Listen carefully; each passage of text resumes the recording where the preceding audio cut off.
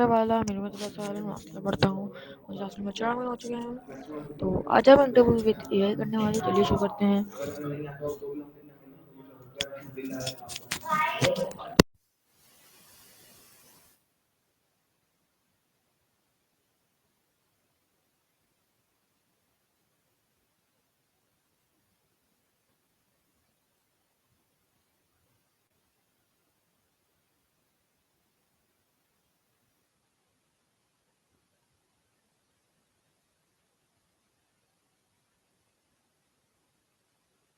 तो हम कॉल लगाते हैं माइल्स को।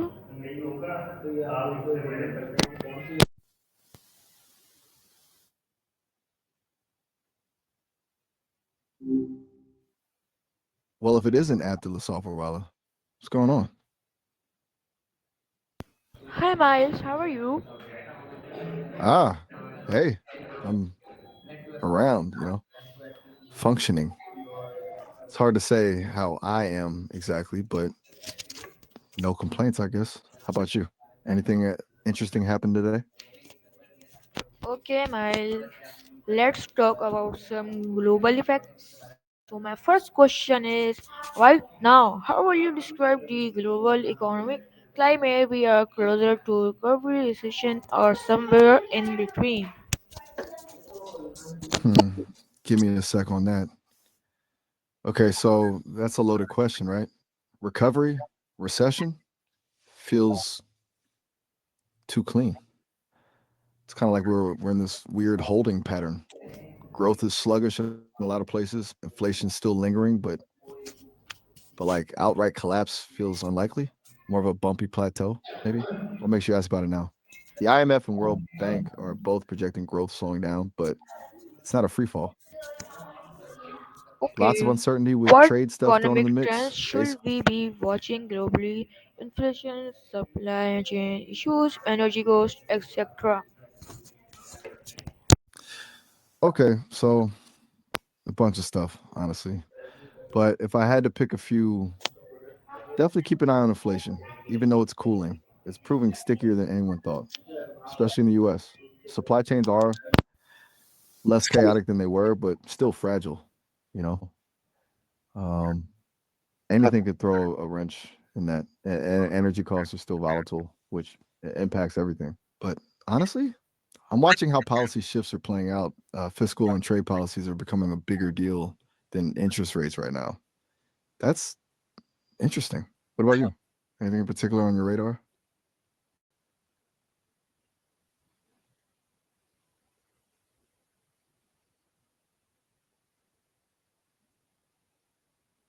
Right. Silence. You're a quiet one, huh? No pressure to chat, of course. But are you studying something related to economics, given those questions? Or just, So my question generally is, keeping tabs on how things? are rising commodity prices, for example, oil, grains, raw materials, affecting developing economies, especially ones similar to ours? Ah, good question. Okay, so that's rough. Really rough. Rising commodity prices hit developing economies disproportionately hard. You're talking about countries that often rely on imports for essential goods, and suddenly those goods cost a lot more. It's a perfect storm, right? It fuels inflation internally, makes it harder for businesses to operate, and can lead to social instability, especially for countries that haven't diversified their economies. It's a real challenge. What kind of economy are you comparing to, if you don't mind me asking? What impact are global insert trade changes having on emerging markets?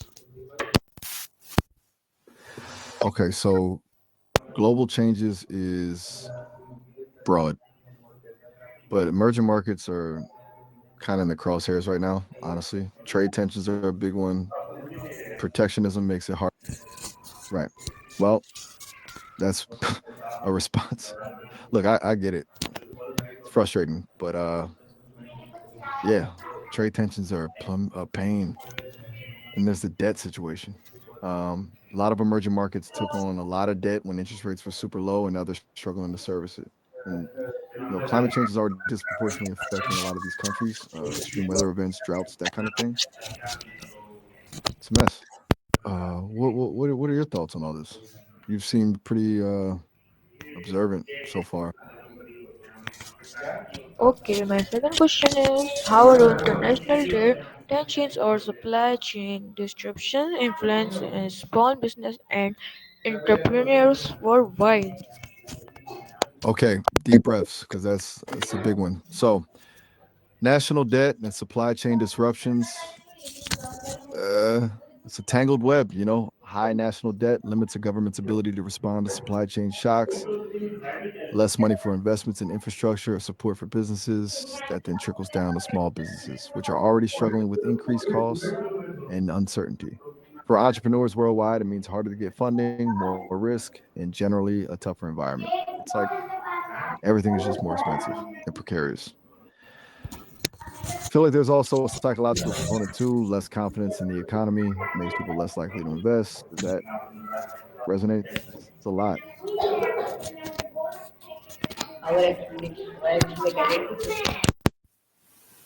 Okay तो मैं फिर minutes में आता हूँ अभी हमारी emergency आ चुकी है काम मिल चुका है हमें Oh, all right, cool. Oh well, enjoy the film. Anything you're planning on seeing, or are you just going to see what's playing? Have a good one.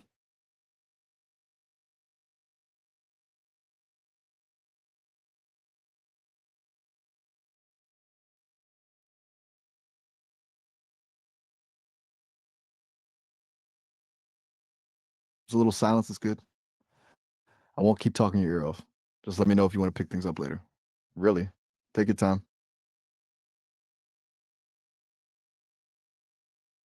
Oh, all right. Well, have a good one. Enjoy the movie.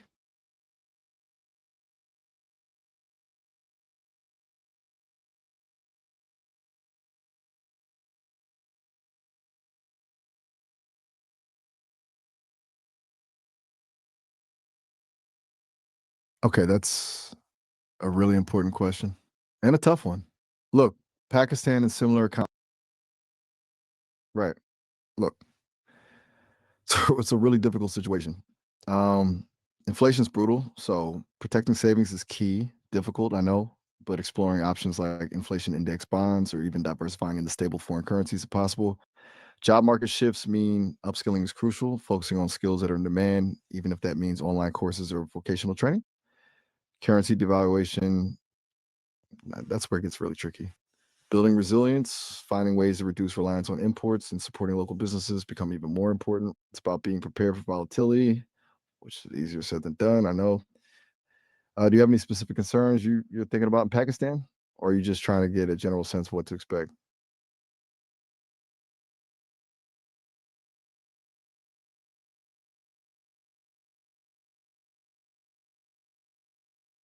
Okay, so limitations on exports and imports. That's where things get really sensitive. Increased protectionism, no problem at all. Glad I could run through that with you.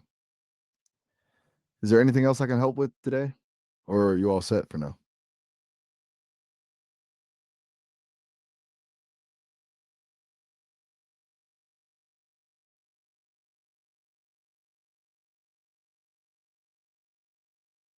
Okay, sectors primed for growth with energy transitions. That's a good one. Beyond the obvious renewables, solar, wind, geothermal, I think energy storage is huge. Batteries, hydrogen, pumped hydro. That's where a lot of innovation is happening. Then there's energy efficiency, retrofitting buildings, smart grids, more efficient industrial processes. Agriculture, you mentioned, is also getting interesting. Things like precision farming and biofuels. Why are they growing? Because the demand is there. We need cleaner energy sources, and governments are increasingly incentivizing these transitions. It's also honestly just good business. What about you? Are you thinking about investing in any of these sectors or just generally curious? Here?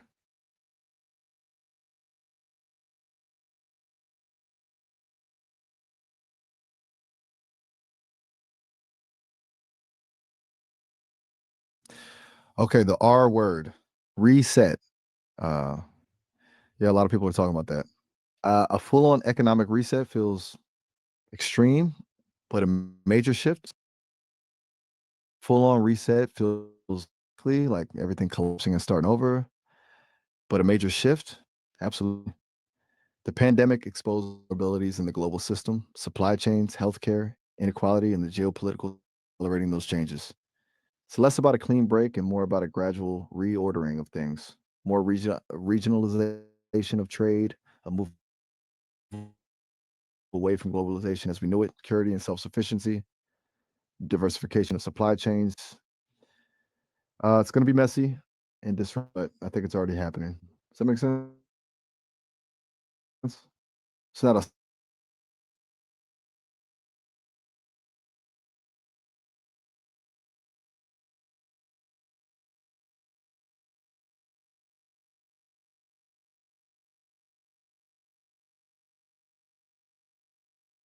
Okay, so a lot of uncertainty.